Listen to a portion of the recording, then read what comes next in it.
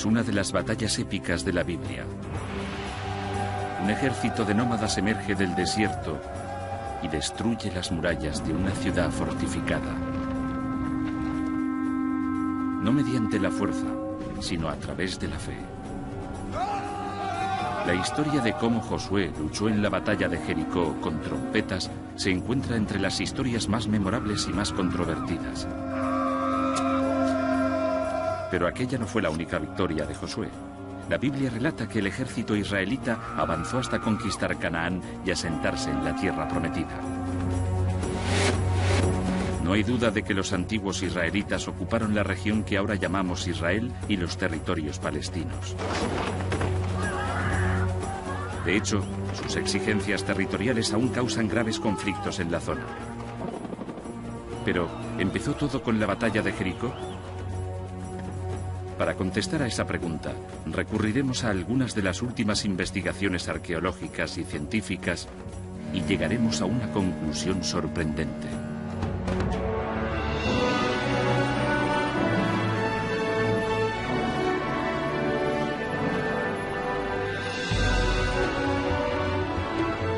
Misterios de la Biblia. Las murallas de Jericó.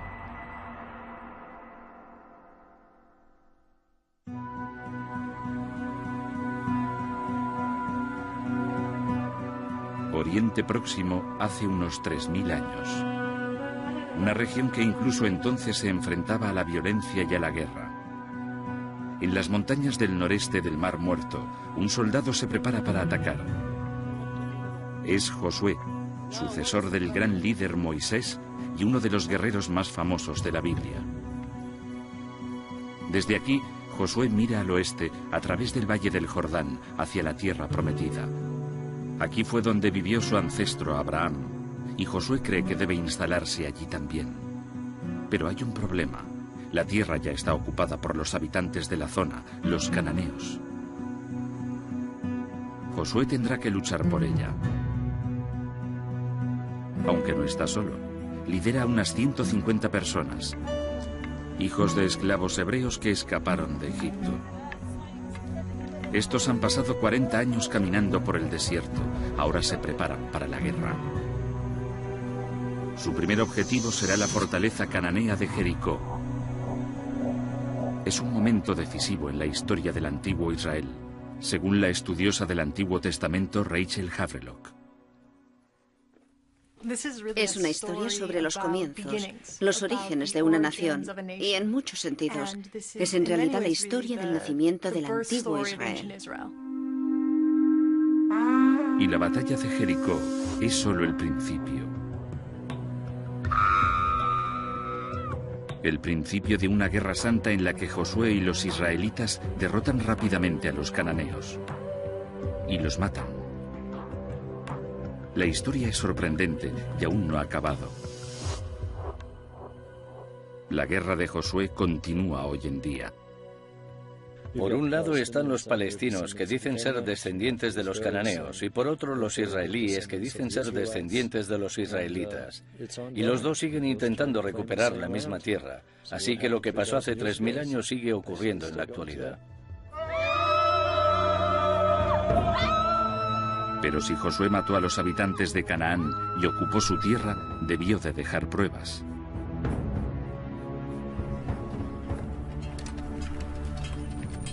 En realidad, sorprendentemente, hay pocas. No se han encontrado pruebas arqueológicas que confirmen la existencia de Josué. Solo tenemos la Biblia y el libro que lleva el nombre de Josué, pero se escribió alrededor del año 500 a.C. Más o menos 1000 años después de que Josué llevara a cabo aquella conquista. A pesar de aquello, muy pocos estudiosos afirman que la historia sea una invención. Muchos creen que podría estar basada en hechos reales. Como en la mayoría de estas historias, hay un poco de verdad en el fondo, sobre la que se construye todo lo demás. Saber qué hay de verdad detrás de la conquista de Canaán por Josué se ha convertido en uno de los mayores misterios de la historia antigua. Y la búsqueda de la respuesta es una historia de detectives de proporciones épicas. Ha intrigado a los estudiosos durante décadas. y ha atraído a muchos de ellos hasta aquí, el enclave donde tuvo lugar la primera batalla de Josué. Este es el Jericó moderno, una ciudad oasis en medio del valle del Jordán. El arqueólogo Bill Dever es un experto en la historia de la zona. Jericó es un emplazamiento único, el más importante al sur del mar de Galilea y el valle del Jordán. Su historia se debe a que hay una fuente de agua. La gente de Jericó sigue usando la fuente que proporciona ese agua. Cerca de la fuente hay algo que parece una colina pequeña, pero es algo muy diferente. Es un montículo de ocupación, donde los habitantes de la antigua Jericó fueron construyendo sus ciudades, unas encima de otras durante siglos. Quizá una de ellas fuera la Jericó de Josué. Entre los primeros arqueólogos que intentaron descubrirlo estaba John Garstang, un catedrático de la Universidad de Liverpool. Sus informes de campo originales han sido conservados por la encargada del museo, Felicity Cobbing. Estas fotografías se tomaron entre 1931 y 1936. Las fotografías de Garstang documentan un descubrimiento increíble.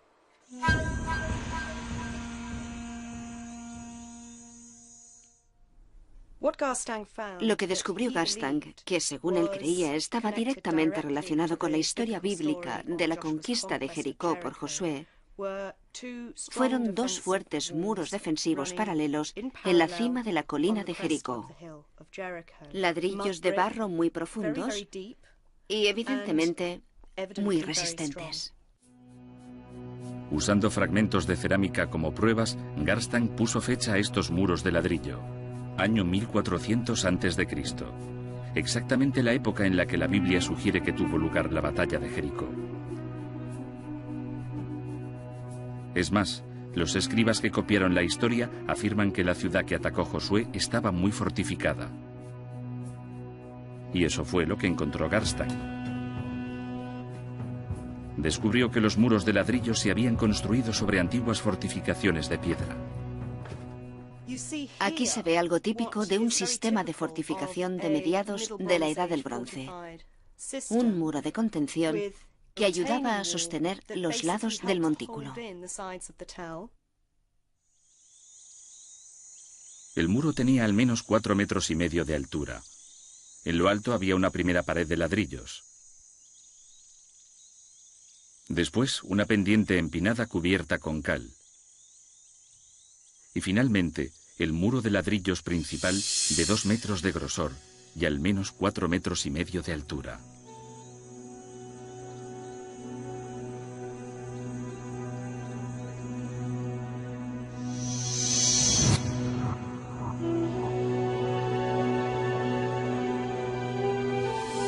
Para un ejército invasor, el antiguo Jericó debía de ser una visión desalentadora, amenazante, elevada 15 metros sobre el valle. Parece que Garstang había descubierto aquí la ciudad que se describía en la Biblia. Garstang descubrió o pensó que había descubierto las auténticas murallas que había derribado Josué, y aquello era lo que daba titulares. Las pruebas arqueológicas sugieren que la historia no es solo un mito. Pero eso no es todo. En la Biblia también hay pistas. El libro de Josué contiene el relato creíble de una antigua batalla, según el arqueólogo e historiador militar Eric Klein.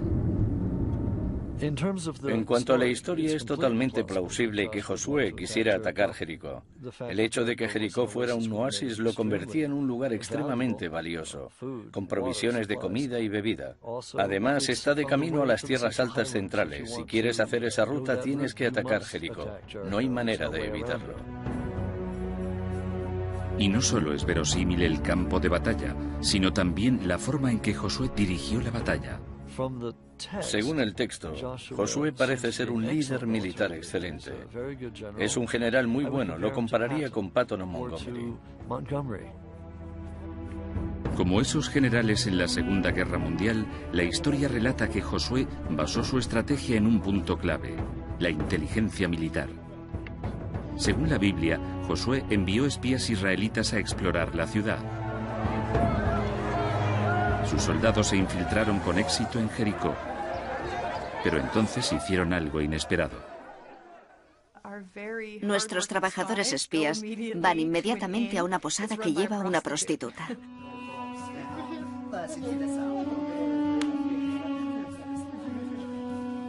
Puede que eso no sea tan extraño. Las inscripciones antiguas revelan que los burdeles eran las pensiones de la antigüedad. Eran el sitio ideal para mezclarse con la gente y para reunir información sobre el enemigo.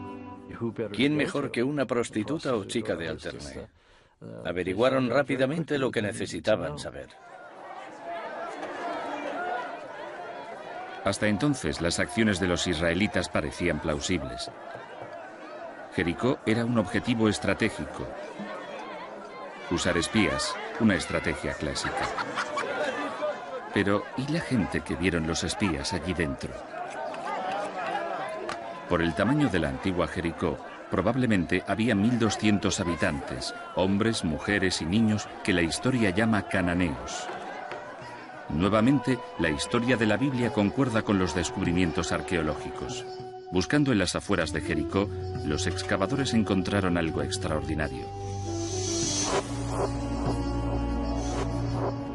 Tumbas. Contenían esqueletos de 3.500 años, esqueletos cananeos enterrados con sus objetos funerarios, que unían a la gente de Jericó con un mundo más grande, en una verdadera cultura cananea, cuyas ciudades se extienden por lo que hoy es Siria, Líbano, Israel y Jordania. Pero según el arqueólogo Jonathan Tapp, se saben más cosas de los cananeos históricos de lo que dice la Biblia. Creo que mucha gente que se guía por la imagen bíblica ve a los cananeos como gente malvada. No lo eran. Eran gente muy urbana y sofisticada. Y lo sabemos por las joyas, el metal e incluso las ollas y sartenes de la vida diaria, que por lo general eran muy refinadas. Les gustaban las cosas buenas de la vida. La arqueología ha revelado que los cananeos fueron los primeros en usar un alfabeto. Un sistema de 40 letras que reemplazó el viejo lenguaje de signos llamado cuneiforme. Y eso condujo a la escritura que usamos hoy. Los cananeos eran grandes comerciantes. Estaban influidos por otras civilizaciones tan lejanas como Grecia y Egipto. Algunas de las joyas son hermosísimas. Esta es interesante porque tiene forma de capullo de loto, lo que muestra una gran influencia egipcia. La historia omite estos detalles positivos. No es sorprendente. En la Biblia, los cananeos son los grandes enemigos de los israelitas. Los espías de Josué debieron de tener muchas cosas sobre las que informar. Pero como en muchas operaciones militares, su misión era arriesgada. La Biblia relata cómo el gobernador de Jericó se enteró de que la prostituta llamada Rahab cobijaba a los espías. El dirigente de Jericó intentaría encontrar a esos espías estuviesen donde estuviesen. ¿Por qué sabe o cree que están en casa de Rahab? Supongo que tenía su propio servicio de inteligencia. Según la historia, Rahab se enfrentaba a una difícil elección: entregar a los espías para que fueran torturados y asesinados o convertirse en una traidora y protegerles.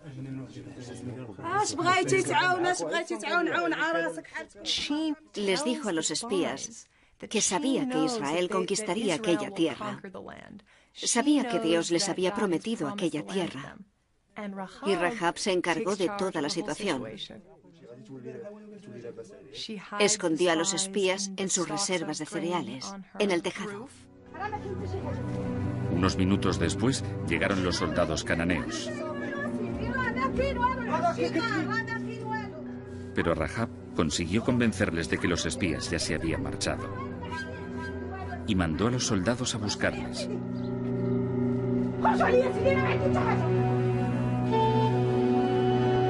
Antes de ayudarles a escapar, Rahab les hizo prometer que la protegerían a ella y a su familia durante la batalla.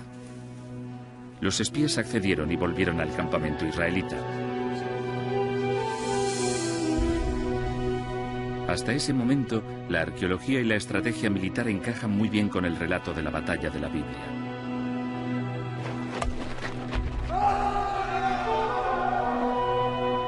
Pero la parte esencial de la historia la constituye el avance de Josué hacia Jericó y el uso de las trompetas para conquistar la ciudad.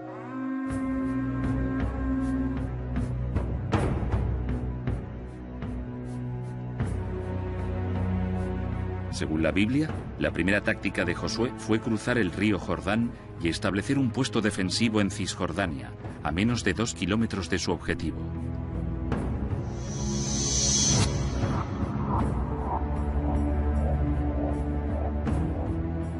Lo que hizo a continuación debió de sorprender a todo el mundo. En lugar de dirigirse hacia Jericó, ordenó a sus tropas, acompañadas por sacerdotes que hacían sonar trompetas, que marcharan a su alrededor una vez al día durante 6 días.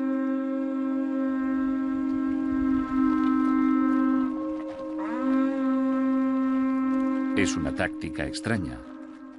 Quizá aquí la realidad deja paso a la ficción, o quizá no. La historia narra cómo otros ejércitos usaron la misma estrategia. Sabemos que los romanos en algunas ocasiones se dirigían hacia la ciudad y después se alejaban de ella. Se acercaban y se alejaban, iban y venían para calmar a los habitantes y que tuvieran una falsa sensación de seguridad en la que no sabían qué iba a pasar. Marchar alrededor de Jericó podía tener sentido, pero el propósito de los instrumentos de acompañamiento sigue siendo un misterio. Salvo que haya una pista aquí, en esta sinagoga. La religión judía encuentra sus raíces en los primeros israelitas y las trompetas siguen figurando en sus rituales actuales. Pero no las trompetas modernas que conocemos, según el músico Alan Friedman. Este sería el tipo de trompeta que habrían usado los sacerdotes de Jericó. Es el cuerno de una cabra de montaña, también llamada carnero.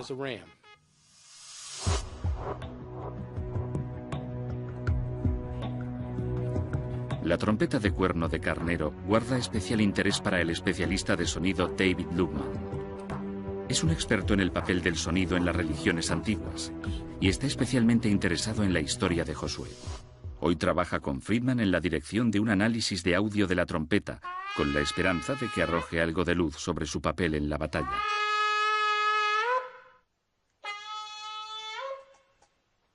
De vuelta en su laboratorio, Lubman analiza los resultados. Sabe muy bien que el sonido puede tener un uso militar. Durante la guerra de Vietnam, el ejército estadounidense reclutó a Lubman para construir una cámara de pruebas de sonido donde pudieran recrear niveles de sonido de alta intensidad. Una vez, un experimento salió mal. El cierre hermético de la cámara de pruebas falló. El sonido se escapó, con dramáticas consecuencias para uno de los técnicos del laboratorio.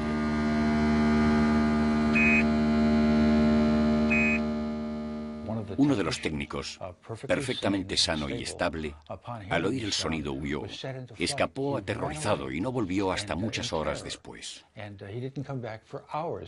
No quisimos decirle nada, pero de esa magnitud era el poder del sonido para asustar y sobrecoger a la gente. Quizá el sonido de la trompeta también tuviera un efecto psicológico. Es bastante intenso. Tenemos unos 93 o 94 decibelios de intensidad sonora a unos 3 metros de un cuerno. Si tuviésemos 7 cuernos, serían 93 más 8 decibelios y medio más fuerte. Es el nivel que se escucha en un concierto de rock. Podría ser que Josué hubiese usado la trompeta no como instrumento musical, sino como arma. Creo que el sonido juega un papel importante en el libro de Josué para crear una sensación de sorpresa y sobrecogimiento. Pero de acuerdo con la Biblia, Josué no solo se valió de las trompetas para crear sorpresa y sobrecogimiento. Un asedio así podía continuar durante años. Pero apenas una semana después del ataque de Josué, la batalla llegó a su punto álgido. El 7º día, los israelitas rodearon la ciudad, no una, sino 7 veces. Entonces los 40.000 soldados emitieron un ensordecedor grito de guerra. Pensemos en ello como alguien de dentro de Jericó. Llevamos una semana observando a esa gente y de repente empiezan a chillar. Gritan en el momento en el que tenemos que decirle a nuestra gente, cuidado, aquí vienen. No podemos oírnos ni decir nada. Los israelitas, por otra parte, sabían exactamente lo que estaban haciendo y no necesitaban hablar. Así que el escándalo debió de ser atronado. Es en este punto donde la Biblia hace su afirmación más espectacular.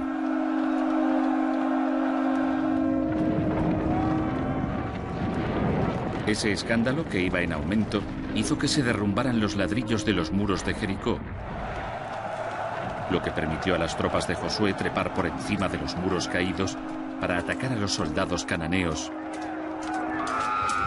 y para masacrar a todos los que había dentro.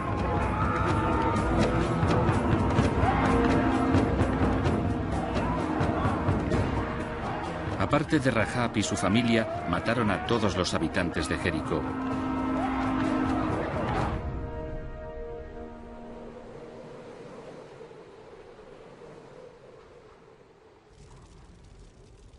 E incendiaron su poderosa ciudad.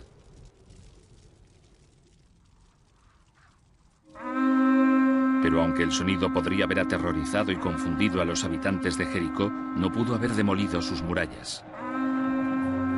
¿O sí?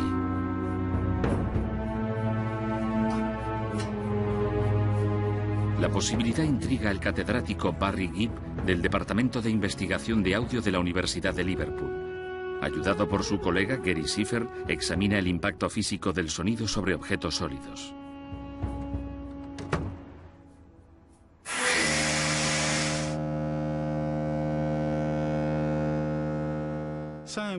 El sonido puede destruir estructuras.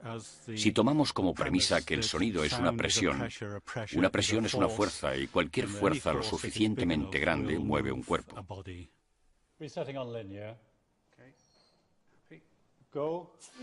Gibb y Schiffer están haciendo experimentos para entender el principio científico exacto que se oculta tras el fenómeno. Lo que hago es poner polvo en el embudo. La idea de este sencillo experimento es ver si la energía del sonido puede hacer por sí sola que se mueva el polvo.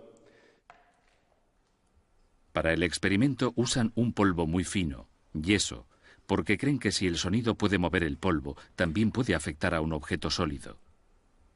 El nivel y el tono necesarios son producidos por una trompa gigante situada en la habitación contigua.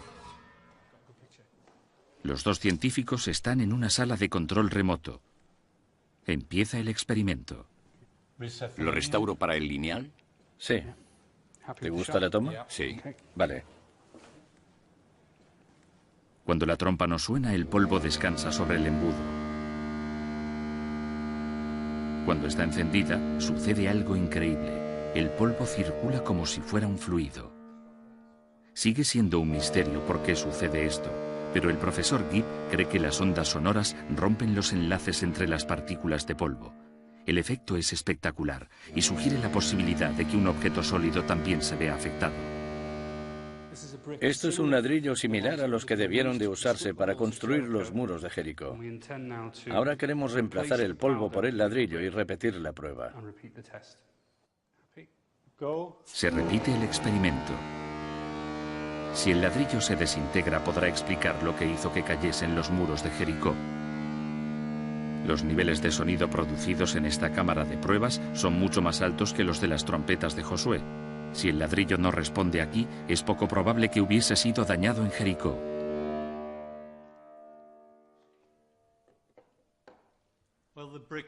Bien, el ladrillo no ha sufrido alteraciones en este experimento preliminar. Las partículas de la superficie parecen no haberse movido. Por todo esto, yo diría que puede que los muros de Jericó se derrumbasen, pero no fue el sonido el que lo causó.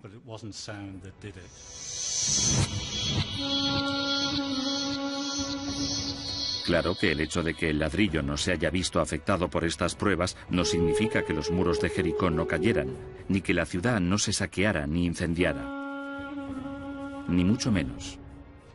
Tal y como revelaron las excavaciones de los años 30 de Garstang, los muros que Garstang pensó que estaban relacionados con la conquista de Josué mostraban claras señales de daños y destrucción, como se puede ver en algunas de sus fotografías. La arqueología también apoya otra de las afirmaciones de la Biblia, que Jericó fue incendiado. Probablemente lo más sensacional que descubrió fue la destrucción total a causa del fuego, de las murallas y puertas de la ciudad, de las tiendas y las residencias, pruebas realmente dramáticas de aquella destrucción. Ahora está claro que el sonido de las trompetas por sí solo no podría haber causado tal devastación. Aún así, muchos de los detalles encajan. Los documentos arqueológicos parecen concordar notablemente con el destino de Jericó que se describe en la Biblia. Pero si las trompetas no derrumbaron los muros de Jericó, ¿qué lo hizo? Quizás haya una pista al principio de la historia.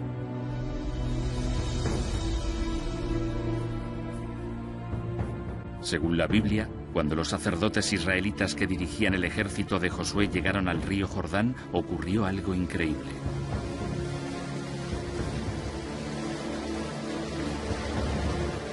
El nivel del agua descendió.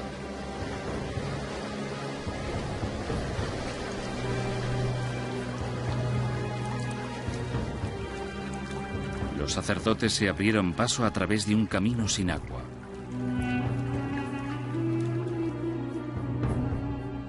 Fue un momento milagroso, pero no el único. El río Jordán también dejó de fluir en julio de 1927, y estas fotos de la época nos explican por qué.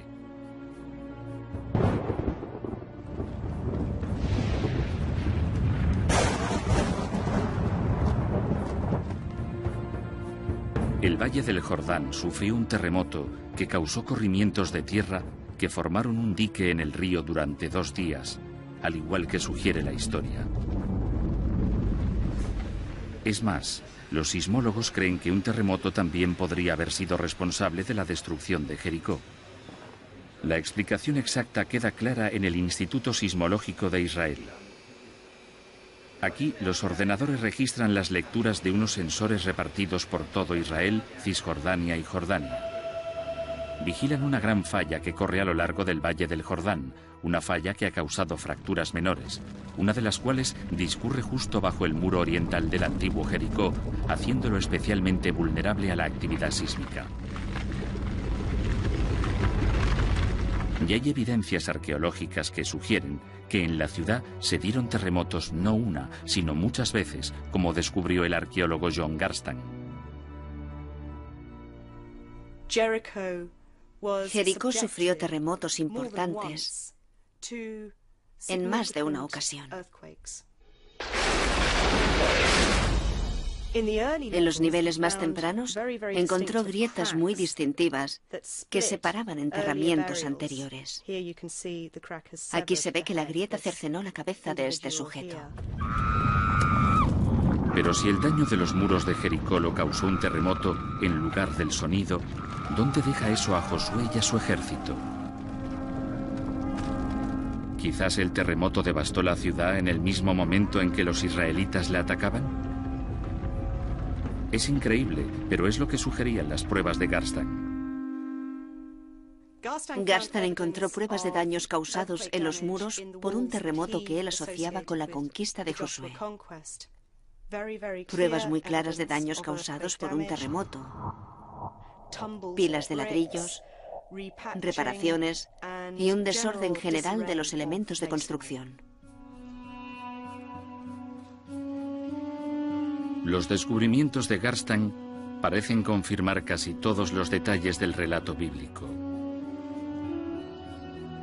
Parece que Josué conquistó Canaán tal y como dice la historia. Pero hay un problema.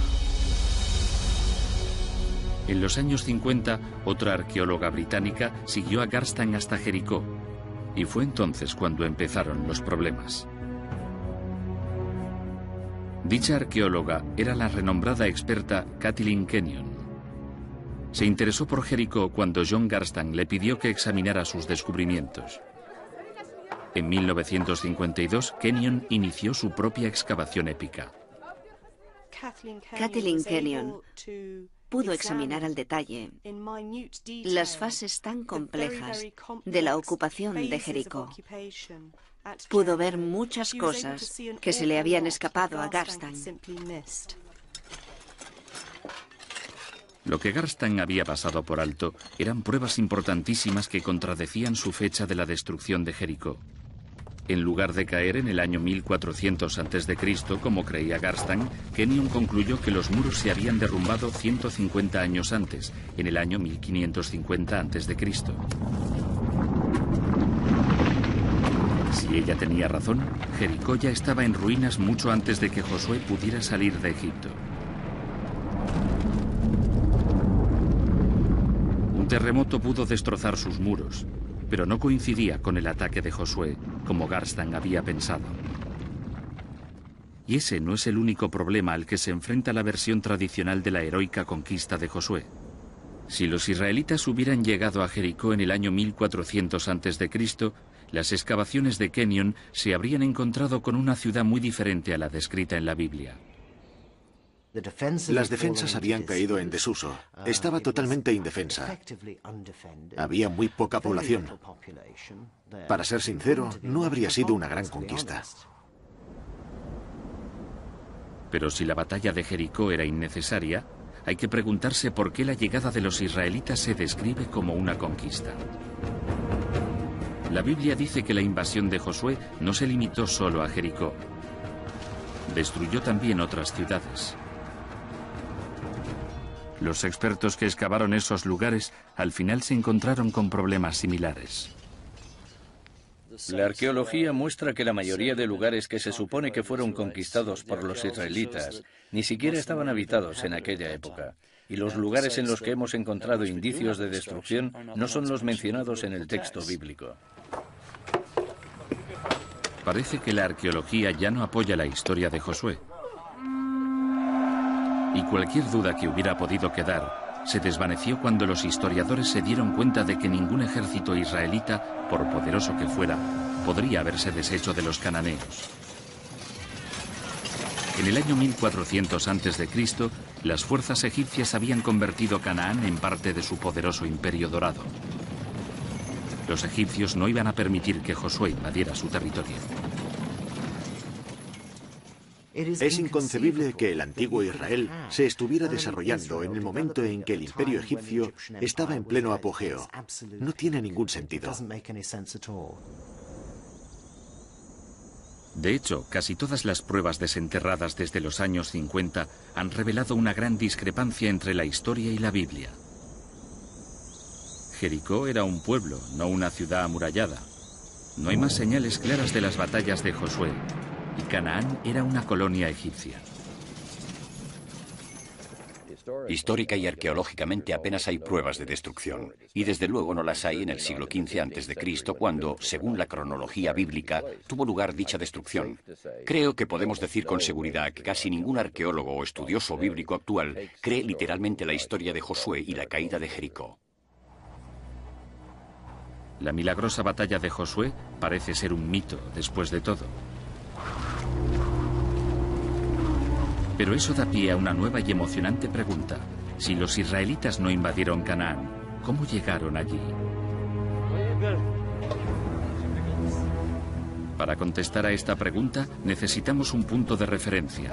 La primera fecha que con seguridad evidencia que los israelitas se encontraban en Canaán. Solo así podemos reconstruir lo que realmente ocurrió. Ese punto de referencia nos lo proporciona un interesante descubrimiento hecho en Egipto. Esta es la estela de Merentá, el documento de una campaña militar egipcia en Canaán, dirigida por Merentá, hijo del faraón Ramsés II. La estela de Merentá, también conocida como la estela de Israel, es la primera mención de Israel fuera de la Biblia. Creemos que data más o menos del año 1207 a.C.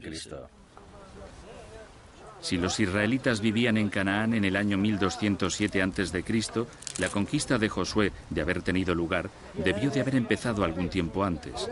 La pregunta es, ¿cuándo? No hemos encontrado pruebas de una conquista en el año 1400 a.C., la fecha tradicional. Sin embargo, hay pruebas significativas unos 150 años después. Si avanzamos un siglo y medio, más o menos, llegamos a un muy buen momento en la historia, durante el cual es mucho más factible y las pruebas arqueológicas pueden apoyarlo más. Las pruebas arqueológicas de alrededor del año 1250 a.C. son sorprendentes. Revelan un mundo cananeo que se vino abajo, a menudo en medio de fuego y destrucción. Al principio, los descubrimientos apoyaban la idea de que la conquista de Canaán había tenido lugar tal y como narra la historia, pero en una fecha diferente.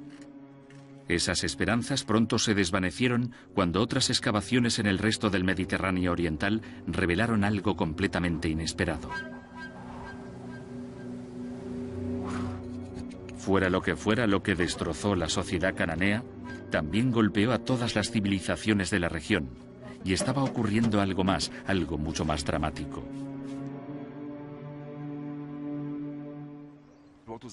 Lo que sucedía en realidad era una de las mayores revoluciones en la historia del mundo. La total aniquilación del mundo antiguo y la aparición de algo completamente diferente. La causa de la catástrofe es un misterio. Pero una nueva idea muy controvertida que la explica puede revelar también cómo tuvo lugar la conquista de Canaán en realidad. La teoría tiene que ver con la destrucción. No la destrucción infligida por un general militar, sino por la madre naturaleza. La idea también tiene que ver con terremotos.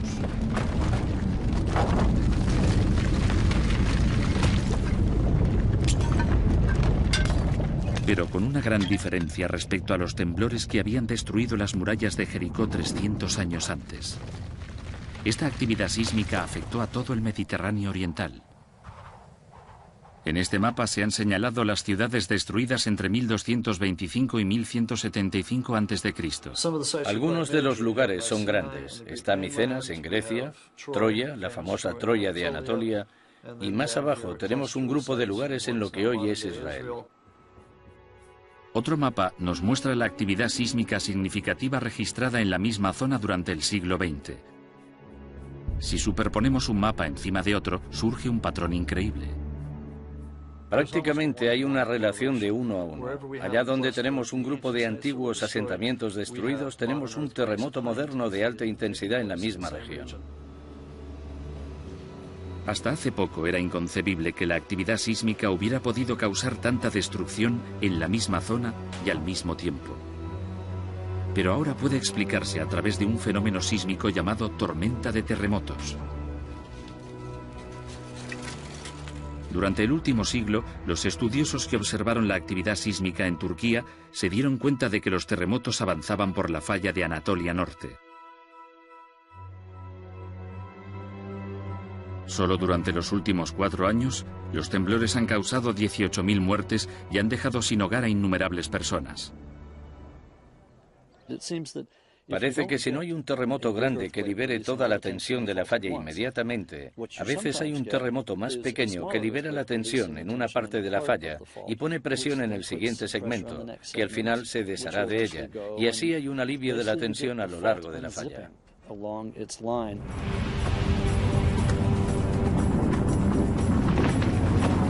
Klein sugiere que hace 3.000 años, una tormenta de terremotos se desató no solo en el Valle del Jordán, sino a lo largo del Mediterráneo oriental con consecuencias catastróficas.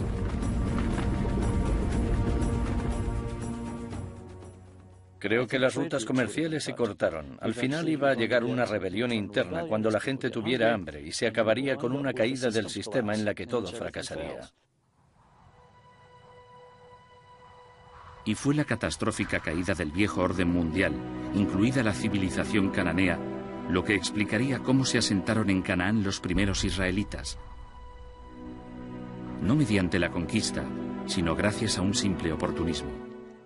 Era una época en la que podían aparecer nuevos grupos, establecerse tanto ellos como los israelitas, y aquella gente a la que llamamos israelitas o protoisraelitas se aprovechó de la agitación para entrar en zonas que no estaban densamente pobladas. Esto se aleja mucho del relato de la Biblia. Pero si Josué y los israelitas entraron en la tierra prometida, así, por infiltración más que por conquista, en los documentos arqueológicos tendrían que aparecer señales delatoras de un nuevo pueblo. Al principio no había tales pruebas. Durante los años 80, unos arqueólogos que excavaban las tierras altas de Israel y Cisjordania empezaron a encontrar lo que buscaban. Restos de cientos de pequeñas comunidades granjeras muy distintas a los edificios cananeos conocidos.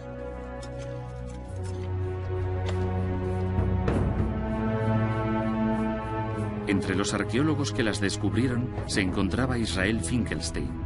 Nos llevó al pueblo de Isbet Sarta, 8 kilómetros al nordeste de Tel Aviv. Un pequeño yacimiento que había excavado por primera vez hacía 25 años. El yacimiento está cubierto de vegetación, pero aún se pueden ver algunos de los edificios.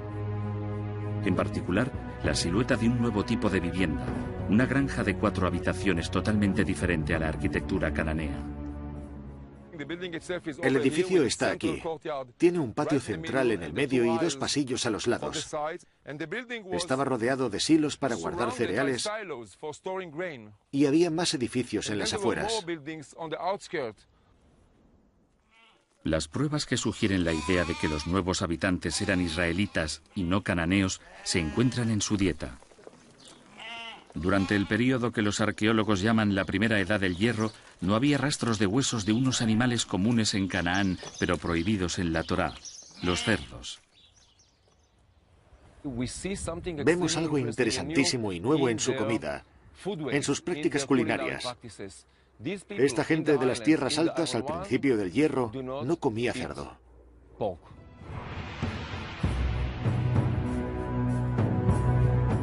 Esta idea de un asentamiento pacífico en Canaán ha sustituido la creencia de que los israelitas llegaron a Canaán tras una conquista militar. Pero como consecuencia de esta conclusión, los arqueólogos empezaron a ponderar una situación nueva y aún más notable. ¿Y si en realidad los antiguos israelitas no hubiesen llegado nunca a Canaán? ¿Y si siempre hubiesen vivido allí? Excavaciones posteriores en 4 habitaciones de las granjas sugieren que esta posibilidad es plausible. Existen diferencias entre esta nueva cultura y la de los cananeos. Pero también hay similitudes sorprendentes. Cuando los arqueólogos empezaron a comparar la cerámica de los granjeros de las tierras altas con la de la vieja población cananea, descubrieron algo asombroso. La antigua sociedad israelita era, en muchos aspectos, un reflejo pobre de la sociedad cananea. No era tan elegante ni tan sofisticada, pero era exactamente la misma. En la costa de Siria se encontraron más paralelismos entre las culturas israelita y cananea. Los arqueólogos que excavaban aquí, en Ugarit, descubrieron un archivo de tablas de arcilla que revelaba detalles de la religión cananea. Hay una tabla que narra la historia de un rey cananeo llamado Keret y de sus conquistas militares. Uno de sus métodos para hacerse con una ciudad fue caminar a su alrededor y hacer sonar sus trompetas. Y sorpresa, las paredes se vinieron abajo. Todos estos paralelismos apuntan a una nueva teoría radical que dice que los cananeos y los israelitas no solo eran similares, eran idénticos. Es una idea controvertida, pero parece apoyada por los descubrimientos de las pruebas genéticas.